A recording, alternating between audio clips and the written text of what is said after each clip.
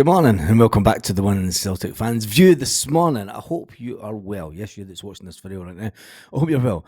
Can I ask you a favour? Go and hit the thumbs up just to make sure that we get to as many Celtic supporters as possible. And if you haven't subscribed to the channel, please do, because it would just be, it's free. It's completely free to subscribe to the channel. It doesn't give me anything but subscriber count. Anyway, on that note, let's get to the Celtic news before we talk about this type of player. I think I've got the magic formula. I found the magic formula of the type of player that we need at Celtic. But before we're going about that, we're going to go on about some Celtic news this morning. Yes, Celtic news.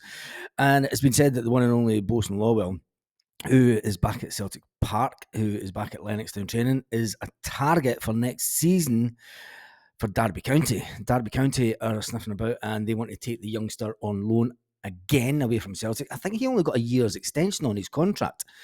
So Celtic would have to give him another extension on his contract. That's the only thing. I'm sure it was part of the deal that he got also. There was a few of the young guys got it. We'll put an extra year on your contract if you go out on loan. So maybe it won't get put on loan. Maybe it'll be brought into the fold.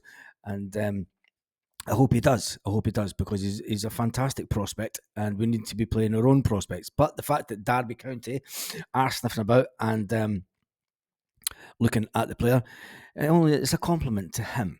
It is a compliment to him. Now, there is a player that was at Dundee that was a fullback that played quite well at the weekend, and it's been said that Celtic should go after the left back that is on loan from Burnley. He is on loan from Burnley, and Dodgerson. They reckon, some people have been saying that, look, we're after a left back. The Beck deal doesn't look like it's going to go anywhere further. And to be honest, he's probably a bit lighter than what Dodgerson was. He's a bit bulkier of a player. And a bit of a handful, has to be said. So maybe that's one to watch. Maybe Celtic will go after that player, but we don't know. We're going to leave it until the summer before we add to the speculation. And then in other Celtic news, Todd Cantwell's been talking about Celtic again. Yes, he's been talking about Celtic, and Todd Cantwell says that he wants to win more than Callum McGregor.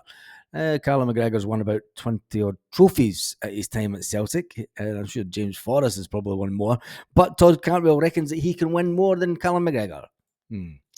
Yes. Anyway, another Celtic news, Andy Walker's been talking about, and I know a lot of Celtic fans don't like Andy Walker, but I think I'm going to agree with him on this one. I think I'm going to agree with him. Walker says that, look, Celtic could walk the league in the cup here. They could get the league in the cup double, and then it would be suggested that would be a fantastically successful season.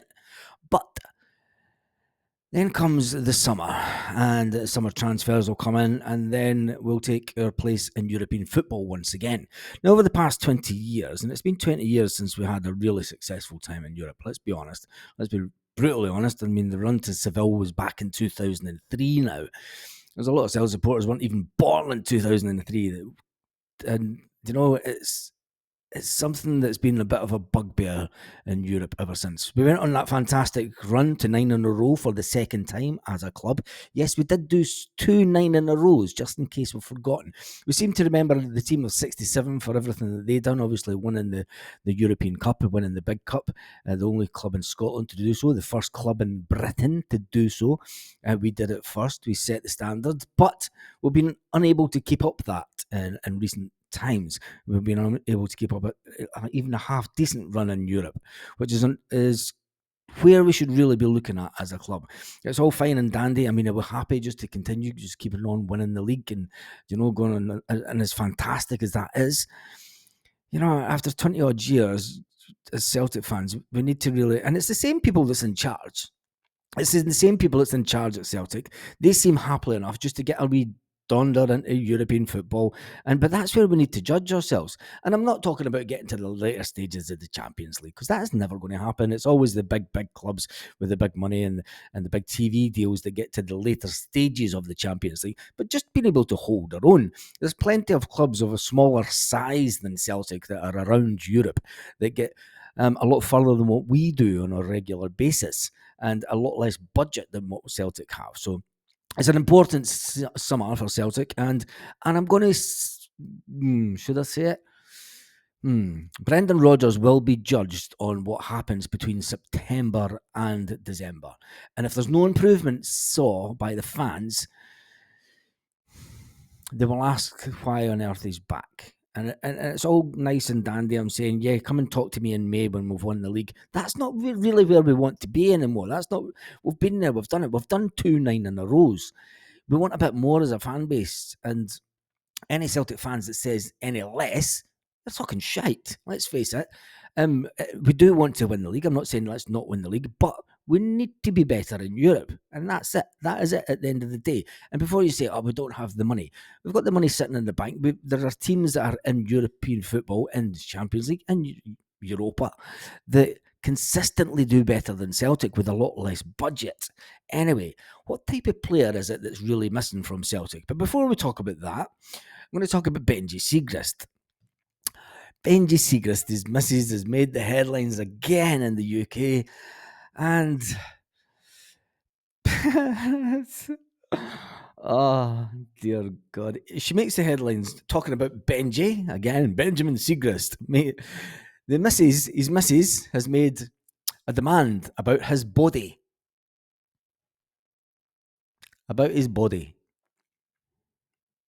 Not his bobby, his body. She's revealed a surprising issue which caused her and her soccer Swiss star, Soccer Swiss star? Is he a star? Is he a football star? Oh, third choice goalkeeper at Celtic and he's a star. Oh, happy days. Easy money, huh? Easy money. Anyway, and she's had this long distance relationship since 2022. And in our podcast this week, she spoke about an issue about his body.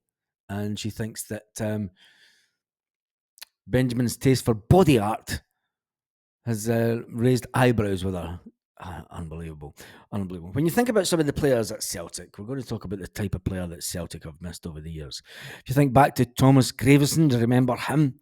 Hard man in the midfield and the defence and midfield of Celtic at times. And fantastic player. And then Bobo Baldé. You remember him? Bobo's going to get you. He was another fantastic player at Celtic. He was a no-nonsense player. He just went right through the strikers, and he was feared. He was feared by all, even feared by Scott Brown, who, when he came into Celtic, had Bobo saying he was going to kill him in training. And then we go further back. We go further back in the Celtic history, in recent history, and then you've got the one and only Pierre. There's only one Pierre. There's only one Pierre. There's only one Pierre.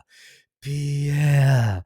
There's only... And he could score a free kick like nobody else could, honestly, since probably John Collins.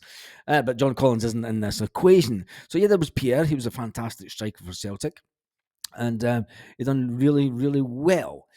And then we come forward a few years, about the same time as Bobo Baldé. You had the one and only Henrik Larsson, who came to Celtic with his locks of hair and then got rid of it.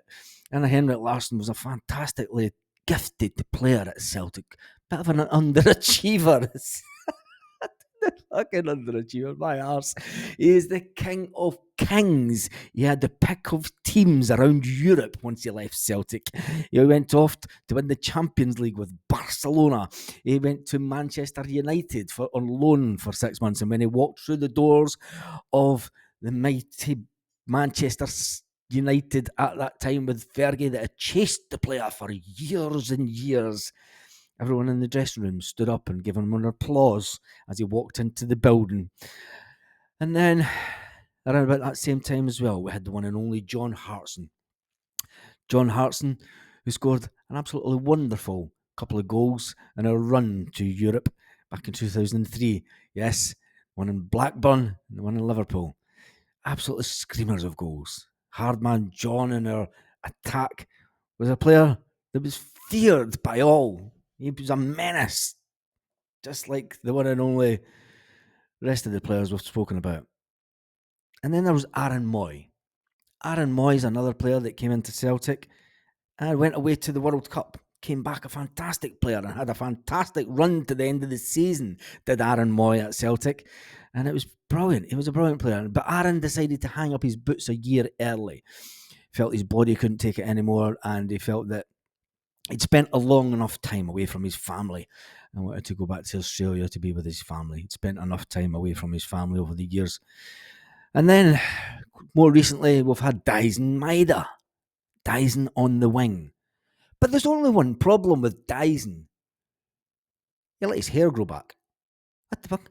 He let his hair grow back. Celtic need a bald kind. Somebody that takes the time to shave their head on a daily basis to make sure that there's no hair follicles left on their head and shave their face so it's nice and smooth. Yes, Celtic are missing a baldy. Even Scott Brown shaved his head when he was at Celtic. That's the missing formula that we don't have at Celtic right now. Sort it, Brendan. Get the baldy in. And on that note, hope you enjoyed this video. Yes, it was a bit of fun. It's a Tuesday. It's midweek. But yeah, when you look at it, Celtic have always had a really successful team when they've had a bald player in the team. That's all I'm saying. And on that note, have a fantastic day, Celtic fans all around the world.